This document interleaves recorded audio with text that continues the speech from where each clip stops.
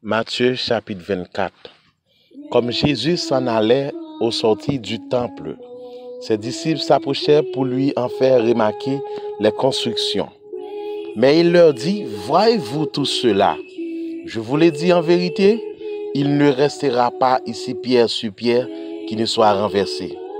Il s'assit sur la montagne des Oliviers et les disciples vinrent en particulier lui faire cette question.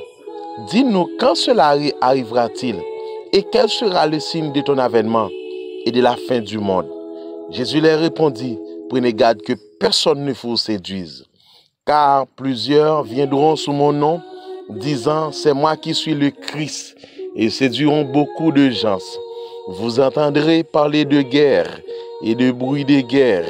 Gardez-vous d'être troublés, car il faut que ces choses arrivent. Mais ce ne sera pas encore la fin. Une nation s'élèvera contre une nation, et un royaume contre un royaume. Et il y aura en divers lieux des famines et des tremblements de terre. Tout cela ne sera que le commencement des douleurs. Alors on vous livrera au tourment, et l'on vous fera mourir, et vous serez haïs de toutes les nations à cause de mon nom. Alors aussi plusieurs succomberont, et ils se trahiront, se haïront les uns les autres. Plusieurs faux prophètes s'élèveront, et ils séduiront beaucoup de gens. Et parce que l'iniquité se sera accrue, la charité du plus grand nombre se refroidira. Mais celui qui persévérera jusqu'à la fin sera sauvé. Cette bonne nouvelle du royaume sera prêchée dans le monde entier pour servir de témoignage à toutes les nations. Alors viendra la fin. C'est pourquoi, lorsque vous verrez l'abomination de la désolation dont a parlé le prophète Daniel, établi en lieu saint, que celui qui lit fasse attention. Alors que ceux qui seront en Judée fuient dans les montagnes, que celui qui sera sur le toit ne descende pas pour prendre ce qui est dans sa maison, et que celui qui sera dans les champs ne retourne pas en arrière pour prendre son manteau. Malheur aux femmes qui seront enceintes à celles qui allaiteront en ces jours-là. Priez pour que votre fuite n'arrive pas en hiver, ni un jour de sabbat, car alors la détresse sera si grande qu'il n'y en a point eu de pareil depuis le commencement du monde jusqu'à présent, et qu'il n'y en aura jamais. Et si ces jours n'étaient abrégés, personne ne serait sauvé, mais à cause des élus, ces jours seront abrégés. Si quelqu'un vous dit alors, le Christ est ici, ou il est là, ne le croyez pas. Car il s'élèvera de faux Christ et de faux prophètes. Ils feront des grands prodiges et des miracles au point de séduire, s'il était possible, même les élus. Voici, je vous l'ai annoncé d'avance. Si donc on vous dit, voici il est dans le désert, n'y allez pas. Voici il est dans les chambres, ne le croyez pas. Quoi? Comme l'éclair part de l'Orient et se monte jusqu'en Occident, ainsi sera l'avènement du Fils de l'homme.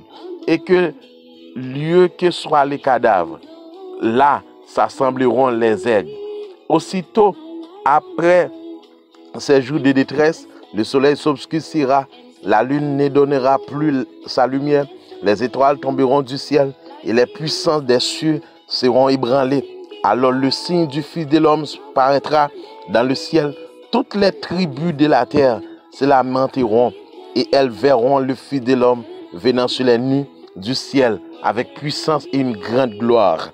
Il enverra ses anges avec la trompette retentissante, et ils rassembleront ses élus des quatre vents, depuis une extrémité des cieux jusqu'à l'autre. Instruisez-vous par une comparaison tirée du figuier. Dès que ses branches deviennent tendres et que les feuilles poussent, vous connaissez que l'été est proche. De même, quand vous verrez toutes ces choses, sachez que le Fils de l'homme est proche à la porte. Je vous l'ai dit, en vérité, cette génération ne passera point, que tout cela n'arrive. Le ciel et la terre passeront, mais mes paroles ne passeront point. Pour ce qui est du jour et de l'heure, personne ne le sait, ni les anges des cieux, ni le Fils, mais le Père seul. Ce qui arriva du temps de Noé arrivera de même à l'avènement du Fils de l'homme. Car dans les jours qui précèdent le déluge, les hommes mangeaient et buvaient, se mariaient et marièrent leurs enfants jusqu'au jour où Noé entra dans l'arche. Et il ne se doutait de rien jusqu'à ce que le déluge vint et les emporta tous. Il en sera de même à l'avènement du Fils de l'homme. Alors, des deux hommes qui seront dans un champ, l'un sera pris et l'autre laissé. Des deux femmes qui moudront à la meule, l'une sera prise et l'autre laissée. Veillez donc, puisque vous ne savez pas quel jour votre Seigneur viendra. Sachez-le bien, si le maître de la maison savait à quelle veille de la nuit le voleur doit venir, il veillerait et ne laisserait pas percer sa maison. C'est pourquoi vous aussi tenez-vous prêts, car le Fils de l'homme viendra à l'heure où vous n'y penserez pas. Quel est donc le serviteur fidèle et prudent que son maître a établi sur ses gens pour leur donner la nourriture au temps convenable? Heureux ce serviteur que son maître à son arrivée trouvera faisant ainsi. Je vous l'ai dit, en vérité, il établira sur tous ses biens. Mais si c'est un méchant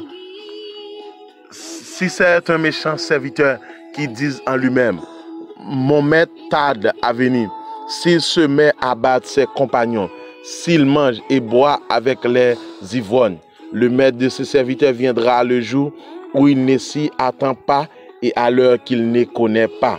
Il les mettra en pièces et lui donnera sa part avec les hypocrites. C'est là qu'il y aura des pleurs et des grincements de dents.